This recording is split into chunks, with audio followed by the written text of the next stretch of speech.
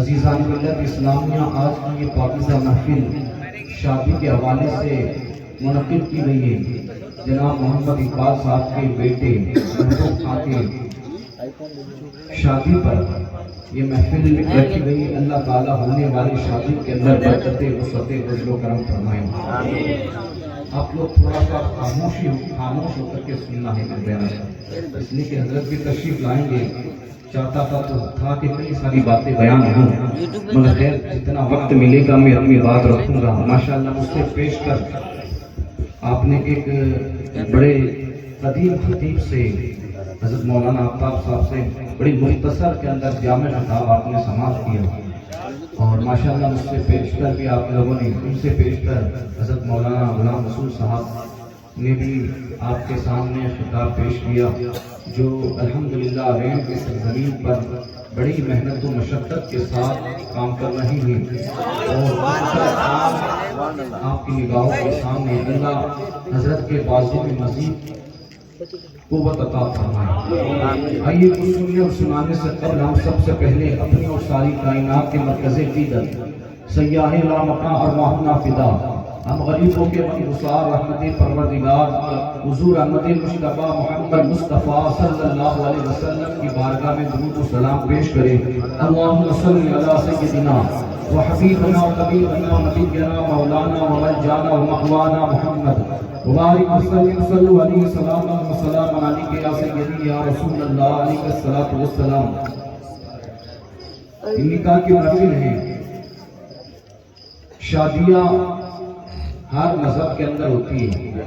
مگر شادی مذہب اسلام کے اندر کوئی رسم کا نام نہیں ہے، بلکہ شادی اسلام کے اندر ایک عبادت کا نام ہے۔ میرے آقا علیہ الصلوۃ والسلام کا ارشاد ربانی ہے، فَإِذَا تَزَوَّجَ الْعَبْدُ فَقَدِ اسْتَكْمَلَ نِصْفَ الدِّينِ فَلْيَتَّقِ اللَّهَ فِي النِّصْفِ الْبَاقِي۔ جب کوئی بندہ نکاح کرتا ہے تو اس کا آدھا دین مکمل ہو جاتا ہے، اب اسے چاہیے کہ وہ اپنے آدھے دین کی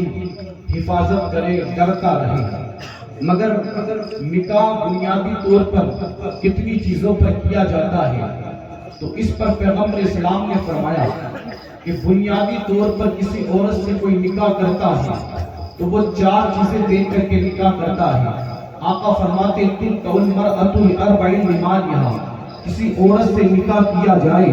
تو 4 چیزیں دیکھ کر کے نکاح کیا جاتا ہے، یا تو اس کا مال دیکھ کر، یا حسن و جمال دیکھ کر کے، یا حسب و نسب دیکھ کر کے، یا اس کی دینداری دیکھ کر کے۔ ان 4 چیزوں کی بنیاد پر نکاح ہوتا ہے، مگر آقا فرماتے ہیں فَاصْبُرْ بِذَاتِ الدِّينِ، اگر تم میری مانو تو تم کسی اور چیز کو نہیں دیکھنا بلکہ دینداری دیکھنا۔ ذرا آقا کے ان مقدس جملوں پہ غور کریں اور میری تقریر پر توجہ دیں۔ اللہ اکبر، نکاح کیا جاتا ہے مال پر، مگر آقا نے مال پر نکاح کرنے کا حکم نہیں دیا، حسن پر نکاح کرنے کا حکم نہیں دیا، جمال پر نکاح کرنے کا حکم نہیں دیا، بلکہ آقا نے نکاح کا حکم دیا تو دینداری دیکھ کر کے نکاح کرنے کا حکم دیا۔ اس کی وجہ یہ ہے اگر مال دیکھ کر کے نکاح کیا جائے گا، جب تک مال موجود ہے تب تک محبت باقی رہے گی، جب مال ختم ہو جائے گا محبتیں بھی چلی جائے گی۔ اسی طرح حسن دیکھ کر، سفید رنگ دیکھ کر کے نکاح کیا گیا، جب تک حسن باقی ہے محبتیں باقی رہے گی، جس دن حسن چلا جائے گا محبتیں بھی چلی جائے گی۔ اسی طرح حسب و نسب دیکھ کر کے، اونچا خاندان دیکھ کر کے، اونچی بلڈنگ دیکھ کر کے، بڑی بڑی کاریں دیکھ کر کے نکاح کیا گیا، جب تک یہ عہدہ باقی ہے، جب تک اونچی بلڈنگیں باقی ہیں، جب تک یہ کاریں باقی ہیں، تب تک محبتیں باقی رہے گی، اور جس دن یہ سارا ساز و سامان چلا جائے گا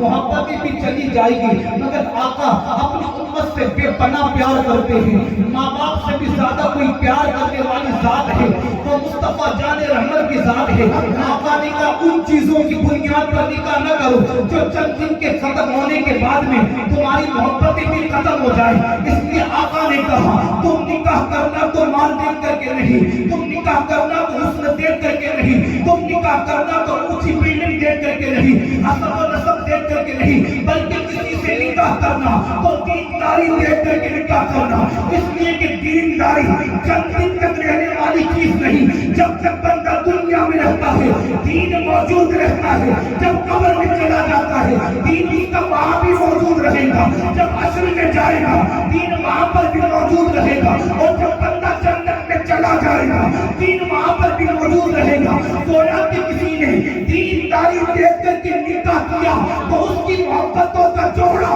دنیا میں بھی سلامت رہے گا اور جنت میں بھی سلامت رہے گا۔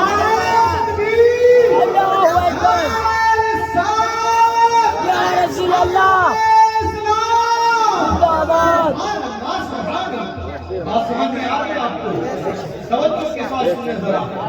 نماز دیکھ کر کے، مگر بڑے افسوس کی بات یہ ہے،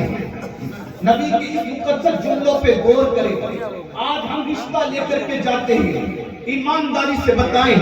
انسان کیا دیکھتا ہے؟ سب سے پہلے وہاں جا کر کے دیکھتا ہے کہ بندہ کتنا کماتا ہے، کتنی سیلری ہے، وہاں جا کر کے بندہ یہ دیکھتا ہے کہ مکانات کتنے ہیں، پلاٹ کتنے ہیں، وہاں جا کر کے دیکھتا ہے کہ فور ویلر کتنی ہے، ٹو ویلر کتنی ہے۔ مجھے بتائے اب ان چیزوں پر جب نکاح کیا جائے گا تو کیا کئی چیزیں ملے گی؟ دینداری تو بندے کو نہیں مل سکتی۔ کاش بندہ ان چیزوں کو نہیں دیکھتا تو دینداری دیکھتا، کیونکہ چند دن تک محبتیں باقی نہیں رہتی۔ تاریخ گواہ ہے، ہمیں تاریخ کے اندر ایک ایسا نکاح بھی ملتا ہے جو صرف مال دیکھ کر کے نہیں ہوا، جو حسن و جمال دیکھ کر کے نہیں ہوا، بلکہ ایک سیب کھانے پر رب کو راضی کرنے کے لیے نکاح ہوتا ہے۔ اللہ اکبر، پھر اس نکاح کی برکتیں دیکھیں جب ایک سیب کھانے پر رب کی رضا حاصل کرنے کے لیے جب وہ نکاح کیا جاتا ہے، اسی اللہ اکبر مقدس ماں کی گود میں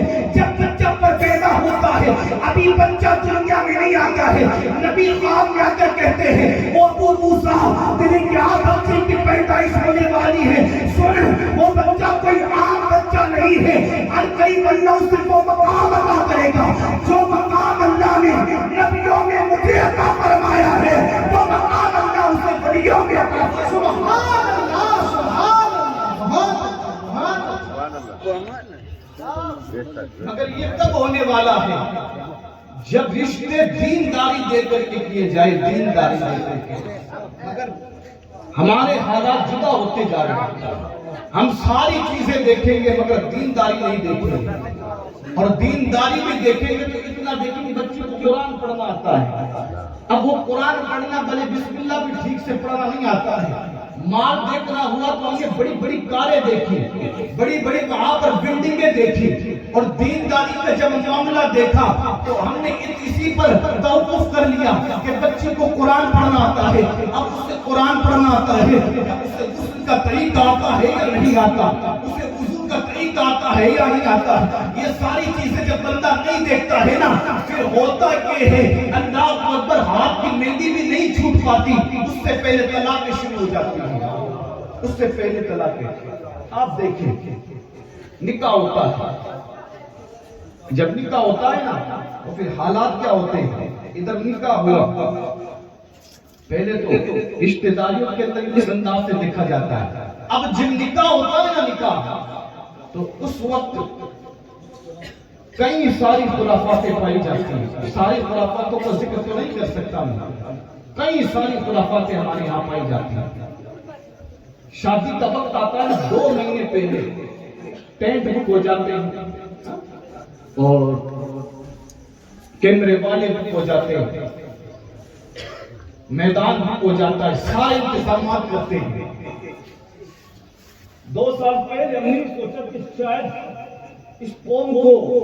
کورونا بدل دے گا، لاک ڈاؤن بدل دے گا، مگر یہ 2 سال 3 سال جب ختم ہوئے تو اب جب شادیوں کی سیزن چل رہی ہے، پورے راجستھان کو نگاہوں کے سامنے کر کے کہہ رہا ہوں شادیوں کا سیزن چل رہا ہے، یوں لگتا ہے لوگ 2-3 سال کا اپنا پورا جوش نکال رہے ہیں۔ حالات اس قوم کے اتنے بدتر ہو گئے ہیں، حالات اتنے خراب ہو گئے، کمپٹیشن چل رہا ہے۔ میرے بھائی نے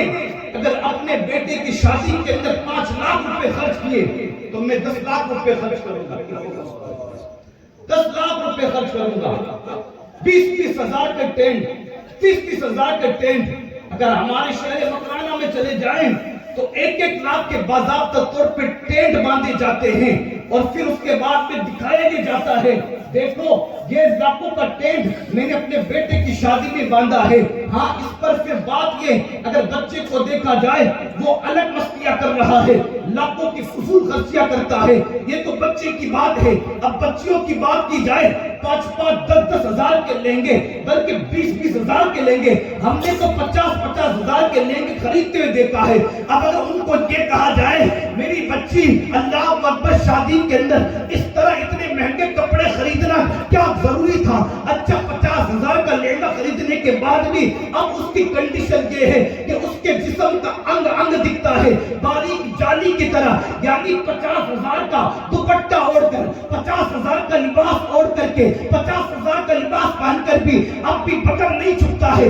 اب اگر ان سے کہا جائے نا اتنا مہنگا لباس خریدنے کی کیا ضرورت تھی, اتنی فضول خرچی کرنے کی کیا ضرورت تھی, تو جواب ملتا ہے مولانا ہم خرچہ نہیں کریں گے تو کون کریں گے, اس لیے کہ میرا بابا کوئی فرنیچر نہیں ہے, میرا بابا 4-5 دکانوں کا مالک ہے, 5-10 مکانوں کا مالک ہے. میرے بابا کے پاس میں 4-5 کاریں ہیں, 10-12 فورڈ ٹو ویلر ہے. میں خرچہ نہیں کروں گی تو پھر کون کریں گے؟ میں کہوں گا یقیناً تیرا بابا 4-5 فلیٹوں کا مالک ہوگا, 10-5 دکانوں کا مالک ہوگا, مگر خدا کی قسم وہ سیدہ فاطمہ اس بابا کی بیٹی ہے کہ جس کا بابا چند مکانوں کا مالک نہیں تھا بلکہ جس کا بابا زمین کا بھی مالک تھا, جنت کا بھی مالک تھا. تیرے بابا کے کہنے پر چند کاریں آ سکتی ہے, فاطمہ کے بابا کی شان کے ہے, اگر انگلی کا اشارہ کر دیتے تو چاند کو ٹکڑے ہو جاتا اور مقام صحابہ پر کھڑے ہو کر کے لیے علی کے لیے سورج کے لیے اشارہ کر دیتے تو سورج پلٹ کر کے چلا آیا.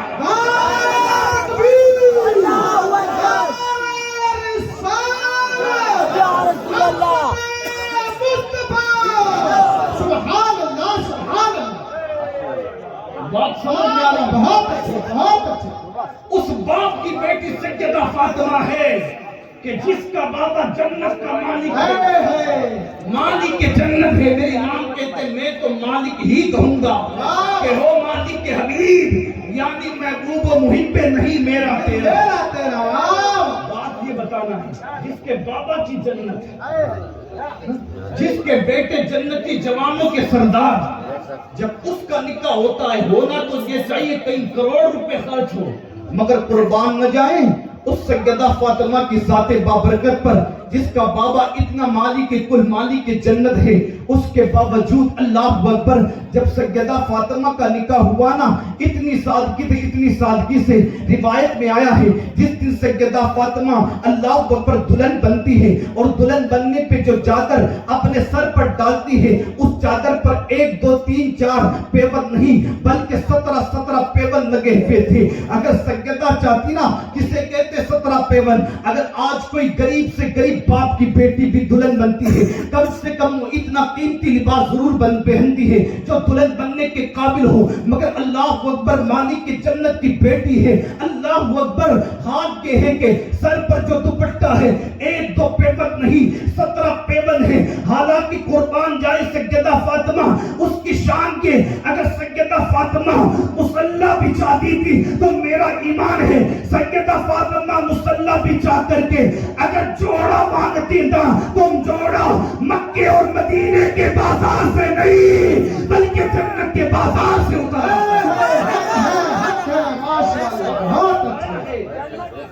جنت سے, اور یہ بات میں مبالغے کے طور پہ نہیں اترا ہے.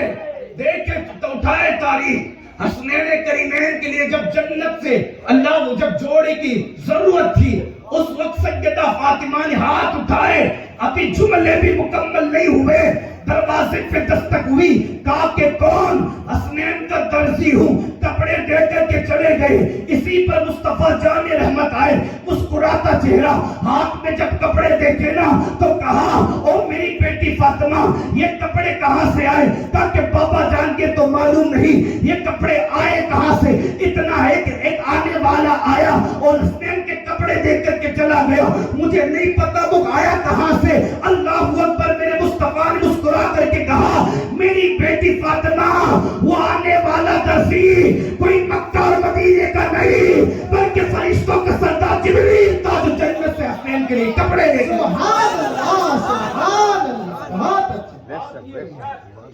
جو دعا کرے تو جنت سے کپڑے اترے، مگر وہ نکاح کے اندر جب دوپٹہ اٹھتی تو 17 پیبند لگے۔ مجھے بتائے کیوں؟ تو سیدہ کے مزار سے آواز آئے گی، میں چاہتی تو جنت کا جوڑا پہنتی، مگر مجھے میرے بابا کی امت کا خیال ہے، مجھے پتا ہے میرا بابا اپنی امت سے بڑا پیار کرتا ہے، اس لیے میں نے 17 پیمن لگا دوپٹہ پہنا، تاکہ کل کوئی غریب باپ کی بیٹی اگر زیادہ قیمتی لباس دلہن بنتے وقت نہیں پہن سکتی نا، اس وقت اس کے آنکھ میں آنسو نہ آئے بلکہ وہ رشک کرے، آج میں نے کم قیمت کا لباس پہن کر کے کسی سید اور بیٹی کی سنت کو زندہ نہیں کیا، بلکہ کم قیمت والا لباس پہن کر کے نبیوں کی سنت کی بیٹی کا زندہ کر دیا۔ نبیوں کی بیٹی کی سنت کو زندہ کیا۔ یہ شادی ہے، خرچے کم کرو۔ میرے آقا فرماتے ہیں برکت والا نکاح وہ ہے جس میں کم خرچہ ہو، مگر یہاں تو بڑھتے ہی جا رہے ہیں، اور جب نکاح ہوتا ہے نا اتنے خرچوں کے ساتھ میں، پھر اس کے بعد میں اب خرافاتیں شروع ہوتی ہیں۔ دیکھیں معاف کیجئے گا، یہ جلسے کانوں کے چشکے کے لیے نہیں ہوتے ہیں، ان جلسوں سے دین سکھایا جاتا ہے دین، اور میں ہر بات وہ نہیں کہوں گا کہ جو آپ کو لگے، حالات سامنے رکھ کر کے بات کروں گا، وقت میرے پاس اتنا نہیں ہے ورنہ میں مزید گفتگو کرتا۔ اللہ اکبر۔ شادیوں کے اندر نکاح کس کی سنت ہے؟ کس کی سنت ہے؟ میرے آقا کی سنت ہے، مگر سارے کام کس کے ہو رہے؟ شیطان کے، سارے رسومات شیطانی، اور آخر میں نبی کی سنت کو زندہ کیا جاتا ہے، اور پھر اس کے بعد بھی چین نہیں ہے، اس کے بعد ہاتھ یہ ہیں۔ اب تو پناہ اللہ کے پناہ حال یہ ہے کہ ادھر نکاح ہوتا ہے، ادھر دولہے کو بھی اسٹیج پر لا کر کے بٹھایا جاتا ہے، اور معاذ اللہ دلہن کو بھی کئی کئی جگہ اسٹیجوں پہ لا کے بٹھایا جاتا ہے، اور پھر کھلا اس کے اللہ اکبر بے پردگی کر کے اس کا چہرہ دکھایا جاتا ہے۔ اگر کہیں یہ نہیں ہوتا ہے تو پھر اللہ کی پناہ 10 مہینے پہلے 5 مہینے پہلے کیمرے بک ہو جاتے ہیں، اور باضابطوں سے دعوت دی جاتی ہے فلاں تاریخ کو میری یہاں شادی ہے، اس شادی میں آ کر کے ہماری بہن بیٹیاں سگی ہوگی، تو آ کر کے ان کی ویڈیو تجھے اتارنا ہے۔ ایمان سے بتائے کلیجے پہ ہاتھ رکھ کر، اگر کسی کی بیٹی پر کوئی بری نظر ڈال لے تو آپ کا ضمیر کیا گوارا کرے گا؟ اس کی آنکھیں پھوڑ دے۔ اگر کوئی کسی بیٹی کو تکے، کسی بہن کو تکے، تو بھائی کا کلیجہ کیا ہوتا ہے کہ اس کی آنکھیں نکال لوں۔ اتنا باوقار سینہ ہے، تو پھر یہ سینہ شادیوں کے وقت بے غیرت کیوں ہو جاتا ہے؟ یہی تجھے بھائی اگر بہن کو کوئی دیکھ لے تو آنکھیں نوچ لیتا ہے، یہاں تو خود جا کر کے دعوت دی اور کیمرے والوں کو بلایا اور پھر کہا کہ اب فوٹویں اتارنا ہے، اور پھر حال کیا ہوتا ہے؟ نکاح ہوتا ہے نا، اب دلہن کمرے کے اندر جہاں کوئی انٹر نہیں ہو سکتا،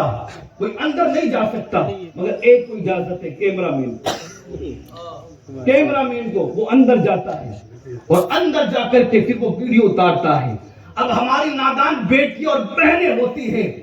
اس کے ہاتھ کتنے، یہاں تک جب مہندی لگی نا، یہاں تک مہندی لگی ہوئی، کہتے ہیں اب اس کا ویڈیو اتارو۔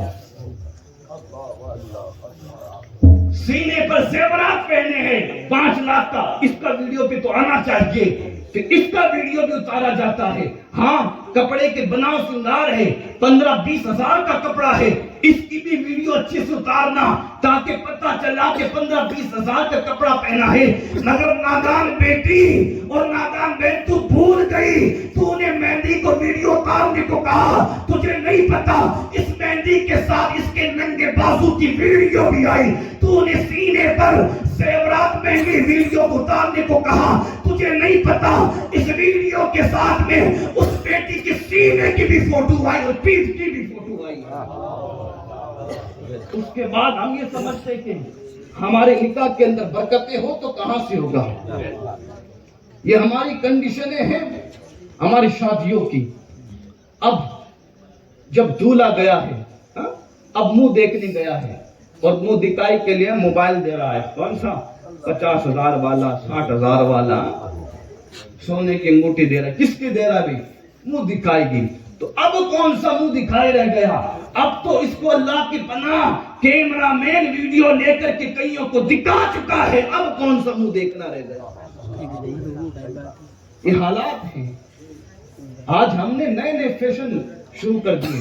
ہم نے کہیں پر دیکھ لیا نا اس انداز سے وہاں شادی ہوتی تو ہم بھی وہاں یہاں آ کر لاگو کرتے تھے۔ فلاں ساہوکار نے فلاں ایم ایل اے کی بیٹی نے اس انداز سے اس کے باپ نے شادی کی تو ہمیں بھی کریں، ہم کون سے کم ہیں؟ وہ ایم ایل اے کو ہم پارشد ہیں اور اس طرح ہم شادیاں کرتے ہیں، ایک سے بڑھ کر کے ایک۔ اللہ کی پناہ ہم حالات یہ دیکھتے ہیں، مگر قربان جائیں اگر کسی کا نکاح دیکھنا ہے نا، کسی ساہوکار اور کروڑ پتی بیٹی کا نکاح نہ دیکھے بلکہ سیدوں کی امام کی بیٹی کا نکاح دیکھے، تو پھر اللہ اس نکاح کے اندر بھی برکت عطا فرمائے گا۔ یہاں جوان بیٹے ہیں، آپ نے ہر نکاح دیکھا ہے، ہر ایک کی شادی دیکھی۔ آؤ میں ایک جوان کا نکاح بتاتا ہوں، سننے کے لیے تیار ہے؟ اس جوان کا نکاح کی کہانی سنو اور ہر جوان اپنے اندر یہ بات بٹھا لو، مجھے اسی انداز سے نکاح کرنا ہے۔ نبیوں کے امام کا زمانہ ہے، ایک صحابی نوجوان ہے، صحابی نوجوان ہے، نکاح کا وقت آتا ہے۔ جب نکاح کا وقت آیا نا، اللہ اکبر، تو اس نوجوان صحابی نے نکاح کا شیڈول ایسا بنایا پورے دن کا کہ میں ہر نماز کے وقت اپنا نماز ادا کروں گے۔ مسجد نبوی سے بہت دور گھر تھا، مگر شیڈول ایسا بنایا کہ میرے کام کے اندر نماز آڑ نہیں آنی چاہیے، بلکہ اتنی دور مسجد نبوی ہے، میں ہر نماز کے اندر جاؤں گا اور جا کر کے حضور کے پیچھے نماز ادا کروں گا۔ اپنے کام کے اندر شیڈول ایسا باندھا کہ مسجد نبوی میں پہلی صف پہ جا کر کے نماز پڑھنے سے مجھے میرا کام روک نہیں سکے۔ ایمان سے بتائیں، آج ہم بھی شادیوں میں شیڈول بناتے ہیں، فہرست بناتے ہیں، بھائی 5 مہینے پہلے شروعات ہو جائے شادی، بھائی کیا کھانا بنانا ہے اس کی لسٹ ہے، کس کو کتنا دینا ہے اس کو لسٹ ہے، دہیج میں کیا کیا لانا ہے اس کا شیڈول ہے، اور پھر ولیمے میں کیا تیار کرنا ہے، جناب والا پھر جو ہے ماہرہ کے اندر کتنے پیسے دینے، یہ ساری فہرست ہم بناتے بیٹھ کر کے، کارڈ کب چھپانے اور کب بانٹنے، یہ ساری لسٹیں بناتے ہیں۔ مگر مجھے بتائیں، سارا شیڈول بنانے والے، کبھی تم نے شادی کے اندر ایسا بھی شیڈول بنایا کہ ہمارا کام بھی چلتا رہے اور ہر بندہ جا کر مسجد میں نماز بھی ادا کرتا رہے؟ کیا کبھی اب ایسا بنایا؟ مگر قربان جائے، عاشق کسے کہتے ہیں؟ طریقہ ایسا بنایا کہ نماز تو نماز جماعت سے بھی نہیں چھوٹتی، ہر نماز نبی کے پیچھے۔ وہ جوان کی شادی آتی ہے، اللہ فجر میں جاتے حضور کے پیٹ میں، حضور کے پیچھے آ کر کے نماز پڑھتے ہیں، ظہر میں گئے حضور کے پیچھے نماز پڑھی، عصر میں گئے شادی ہو گئی حضور کے پیچھے نماز پڑھی، مغرب میں گئے حضور کے پیچھے نماز پڑھی، عشاء کا وقت آیا، قربان جائے آج کل کے کوئی 1-2 صف والے نمازی نہیں تھے بلکہ وہ سارے صحابی نمازی تھے، جہاں پر کتنا مجمع لگا ہوتا۔ مگر قربان جائے اس نوجوان صحابی، نکاح ہوا ہے مگر ہر نماز میں پہلی صف میں پہنچتا ہے اور پہلی صف میں پہنچ کر کے آقا کی بارگاہ میں نماز پڑھتے ہیں، آقا کے پیچھے نماز پڑھتے ہیں۔ عشاء کی نماز ہوئی، میرے آقا کا انداز یہ تھا جب نماز عشاء ہو جاتی تو اپنے امتیوں کی طرف اللہ اکبر نگاہ کرم کرتے، اس لیے کہ صحابہ کی تمنا ہوتی حضور کا چہرہ دیکھے، سونے سے پہلے حضور کا چہرہ دیکھے، تو حضور اپنی امت کی تمنا پوری کرنے کے لیے اپنا رخ بددعا اللہ اکبر امت کے سامنے کھول دیتے تاکہ جی بھر کر کے چہرہ دیکھے، واعظ و دستدریس کرتے، واعظ و نصیحت کرتے، اور انداز یہ ہوتا جب حضور اللہ اکبر امت کے سامنے اپنا چہرے و دعا کرتے تو ہر امتی کی طرف نظر کرتے، ہر صحابی کی طرف اپنی نظر کو اللہ اکبر کرتے۔ مگر قربان جائے آج حضور کا انداز الگ ہے، آج میرے مصطفیٰ کی اس جوان سے نگاہ ہٹتی نہیں ہے، آج میرے مصطفیٰ کی اس جوان سے نگاہ ہٹتی نہیں ہے۔ اللہ اکبر، گویا کہ مدینے کی ٹھنڈی ٹھنڈی فضاؤں سے آواز آ رہی ہے،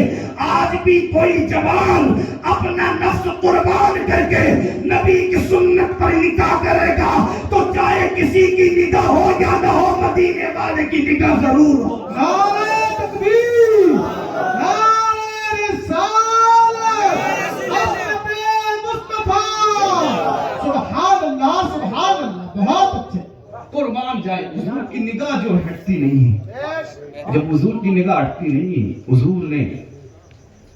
اپنا درس شروع کیا، لوگوں نے مسئلے شروع کیے پوچھنے، وقت زیادہ ہو گیا، آدھی رات تک پہنچا، حضور کی نگاہیں کرم جوان پہ پہنچے، کہا جوان اٹھتا نہیں، آج تو تیری شادی کی پہلی رات ہے، جا پہلے دن کی دلہن تجھے تلاش کرتی ہے، آج تو پکے سے پکا نمازی بھی ہوتا ہے نا، تو شادی کے وقت 1 مہینے پہلے اور 1 مہینے بعد اس کی نماز چھوٹ جاتی ہے، بے نمازی کی بات نہیں کرتا، نماز پڑھنے والوں کا حال یہ ہے، مگر قربان جائیں یہاں گویا کہ حضور کی محفل میں بیٹھ کر کے حضور کا چمکتا چہرہ دیکھ کر کے وہ اپنی پہلی رات کی دلہن کو بھی بھول گیا، حضور نے یاد دلایا جا آج تیری نکاح ہوا ہے اور پہلی رات کی دلہن تیرا انتظار کر رہی ہے، حضور کا حکم ہوا، اللہ اکبر، وہ گیا جوان صحابی اپنے جوتے کھولے اور اس کے بعد اس سے پہلے کہ وہ محب کلام ہوتے، دونوں جوان تے محبتوں کی باتیں ہوتی، کچھ دیر باتیں ہوئی، اب محبتوں کی باتوں کے اندر جب جوان اللہ اکبر اس کی طرف ہاتھ بڑھایا تاکہ اس کا گھونگھٹ کھول کر کے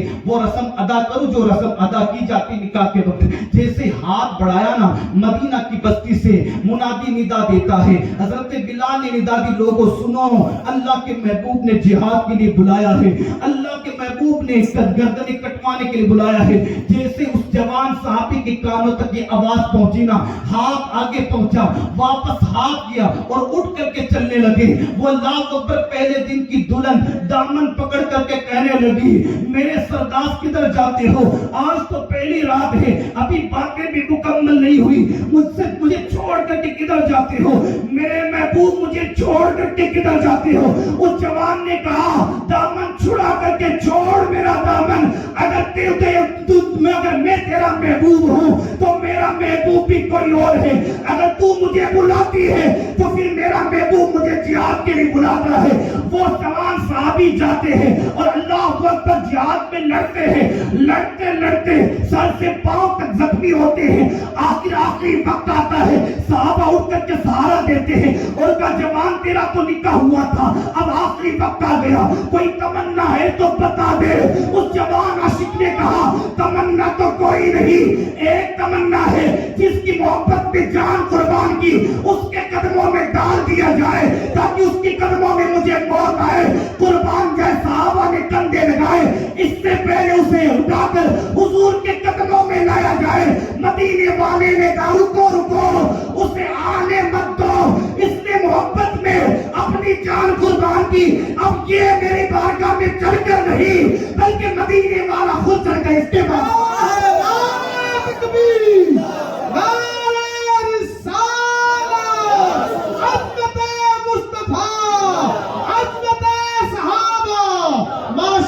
بہت اچھے بہت اچھے، حق ہے حق ہے، اس ایمان تازہ ہونا سے نکاح ہو گیا، واہ، اگر یہ نکاح اس انداز سے ہونا پھر دیکھیں اس نکاح میں برکتیں کتنی ہوں، یہاں تو حال یہ کہ ہم سب چیز کا خیال رکھتے ہیں، نکاح کے اندر بڑے بڑے نمازی بھی ہوتے ہیں نا، ابا نمازی، ایک وقت کی نماز نہیں چھوٹتی اور شادیوں میں نماز چھوٹ جاتی، جس کی ایک نماز نہ چھوٹے اور شادیوں میں ساری نمازیں چھوٹ گئی اور ان کی خود کی بھی چھوٹتی ہے، اب دعوتیں بھی اس وقت ہوتی ہے، کبھی کئی عصر بعد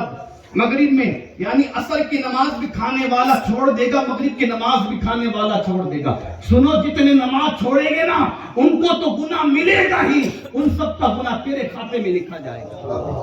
کبھی ہم نے خیال کیا کیا مذاق بنایا ہم نے شادیوں کو، آپ دیکھیں جدھر جائیں، ابھی سردی کا وقت ہے، چاروں طرف گانوں کی آوازیں، شاید یہاں پر بھی انہوں نے سنا تھا، ہاں چاروں طرف گانے اور وہ شادیاں کوئی اوروں کی شادیاں نہیں، مسلمان بچوں کی شادی ہوتی ہے، 20 دن 15 دن پہلے باضابطہ طور پہ بڑے بڑے ڈی جے لا کر کے ہمارے گھروں میں گانے شروع ہو جاتے ہیں، اور پھر جب آخری راتیں آتی ہیں ان میں باضابطہ طور پہ طوائفوں کو بلوا کر کے نچایا جاتا ہے، طوائفوں تو طوائف اس وقت بواؤں کو، خالاؤں کو، بہنوں کو، بیٹیوں کو اسٹیجوں پہ نچوایا جاتا ہے، اب ہم یہ سمجھتے اس نکاح کے اندر برکت ہو، سنو اگر ایسا نکاح ہوگا تو آپ کی مہندی بھی نہیں چھوٹے گی، اس سے پہلے اس پہ جھگڑے شروع ہو جائیں گے، اس لیے کہ اس نکاح کے اندر ان محفلوں میں یا تو بے نمازی آئے گا. ابھی علماء تھوڑی آنے والے ہیں جس میں ڈی جے بج رہے ہیں, یہ علماء تھوڑی آئیں گے, صاحب تھوڑی تشریف لائیں گے وہاں پر. وہاں کون آئے گا؟ اوباش, آوارہ, اچکے, چور, ڈاکو, زانی, یہ سارے جتنے بڑے بڑے جرائم کرنے والے سب مل کر کے وہاں جاتے ہیں. مجھے بتاؤ, جب اتنے بڑے بڑے جرائم کرنے والوں کے قدم تمہارے گھروں میں پڑیں گے تو پھر کس رحمت کی امید رکھتے ہو تم؟ مگر میں مبارکبادی پیش کرتا ہوں اس فتنے کے دور میں بھی. جناب اقبال صاحب نے شادی کے موقع پر کوئی اور محفل نہیں, مدینے والے کی محفل سجائی. مدینے والے کی جب محفل سجائی جاتی ہے نا تو پھر اس کی برکت سے حافظ کے بھی قدم پڑتے ہیں, عالم کے بھی قدم پڑتے ہیں, اور اللہ اکبر بزرگ فرماتے ہیں ہر 40 میں اللہ کا ولی ہوتا ہے. گویا کہ کوئی اپنی شادی میں اگر محفل مصطفیٰ کرواتا ہے وہاں حافظ بھی آتا ہے, عالم بھی آتا ہے, اور رب کا ولی بھی آتا ہے. اور جس گھر کے اندر رب کا ولی آ جاتا ہے وہ گھر بھی برکت والا بن جاتا ہے, اور نکاح بھی برکت والا. اس لیے اپنے نکاح کو اس انداز سے شادی سے پہلے نکاح ذکر مصطفیٰ کروائیں, باتیں کہیں. اب نکاح ہو جاتا ہے نا, نکاح مختصر میں چلنا بڑی اسپیڈ کے ساتھ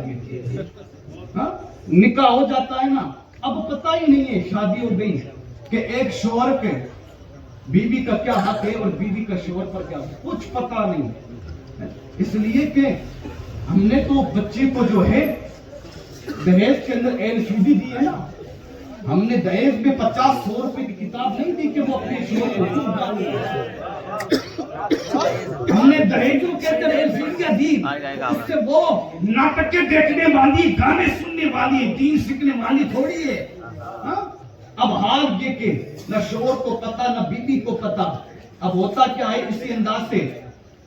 زندگی گزاری جاتی. 50 سال کے ہوئے, 60 سال کے ہوئے, پتہ ہی نہیں کہ ہم نے کتنے حقوق ادا کیے. شوہر کے تو ہم نے بڑے حقوق سن لیے. بات کئی مرتبہ سنا کہ ایک بیوی کے لیے شوہر کی ذمہ داری یہ بنتی ہے کہ وہ ٹوٹ کر کے محبت کرے, فرما برداری کرے. یہ باتیں ہم نے سنی, حقوق سنتے ہیں, مگر ہمیں یہ نہیں پتا کہ ایک شوہر پر بیوی کا کیا حق ہے. بڑی معذرت کے ساتھ میں کہنا چاہتا ہوں, آج گھر کے اندر ہر ایک کو حقوق ملتا ہے. کچھ ہے فرما بردار, ماں باپ کے حقوق ادا کرتے, بھائی کے, بہن کے, مگر سب سے زیادہ اگر کسی کا حق مارا جاتا ہے تو بیوی کا حق مارا جاتا ہے. اس لیے کہ پتہ ہی نہیں, ہم نے تو بیوی کو جو ہے گھر کی نوکرانی سمجھی, گھر کا کچرا سمجھا ہے, اور ہم یہ سمجھتے ہیں کہ اس کو جب چاہے مار دو اور جب چاہے اس کو گالیاں بکلو. نہیں, اٹھائے میرے آقا کی سنت, اٹھائے میرے آقا نے کیا فرمایا, تو کہا کہ شوہر پر حق یہ ہے کہ اپنی بیوی کے ساتھ وہ حسن سلوک کرے. اور حضور نے فرمایا تم سے سب سے بہتر وہ ہے جو تم اپنے گھر والوں میں بہتر ہو, اپنے اہل, اپنی بیوی ان کے لیے بہتر ہو. اب کتنے اپنی بیوی کے لیے بہتر ہے. دوست کہہ دینا ایک مرتبہ یار ہوٹل میں کھانا کھلا, کیا بات کرتے, ایک ہوٹل میں کیا 4 ہوٹل میں کھانا کھا لیں, اس لیے کہ وہاں تو عزت رکھنی ہے نا, یار کیا بندہ ہے, ایک مرتبہ کہتے 4 مرتبہ کھانا کھلاتا ہے. اب یہی بیوی اگر مطالبہ کر دے نا تو پھر حال یہ ہوتا ہے کہ ہم گالی گلوچ شروع کرتے ہیں. ایسا نہ ہو. بیوی کا حق یہ شوہر پر کہ جیسا خود کھائے, حضور فرماتے ہیں جیسا خود کھائے ویسا اپنی بیوی کو کھلائے, جیسا خود پہنے ویسے اپنی بیوی کو پہنائے. اب بات کیا یار زیادہ مت سمجھ جانا, ہاں میں تو تان سین کھاتا ہوں تو بیوی کو بھی تان سین کھلاؤں گا, میں تو جعفری کھاتا ہوں تو بیوی کو کھلاتے ہیں. مجھ سے بڑھ کر کے اب تک جانتے ہیں. پہلے دن آتا ہے نا, وہ پہلے دن تو اب تو کیا شادی میں نا جیب گرم ہے اس کی, یہ والی بھی یہ والی بھی. اب وہ وہاں تان سین نہیں, رجنی گندھا کا ڈبہ لاتا ہے اور بڑا خوب کھولتا ہے, کھول کر کہتے ہیں 4 دانے خوب لے. اب 4 دانے لیتی نا, وہ دوسرے دن 8 دانے لیتے ہیں, اور تیسرے دن 12 دانے. اب ہوتا ہے یہ تو ایک تان سین کھاتی, وہ 4 5 تان سین کھاتے ہیں. راستہ خالی کر رہے ہیں, تشریف لا رہے ہیں.